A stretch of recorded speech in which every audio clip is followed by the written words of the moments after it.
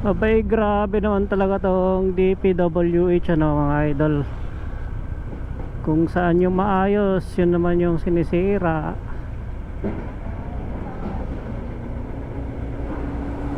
Yan o, napakaayos pa ng daan, sinira na nila.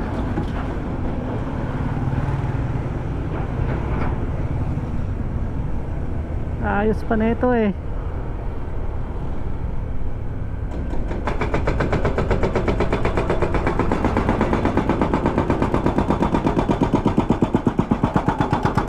Ayan o, tignan nyo naman kung gaano kaayos yan mga idol.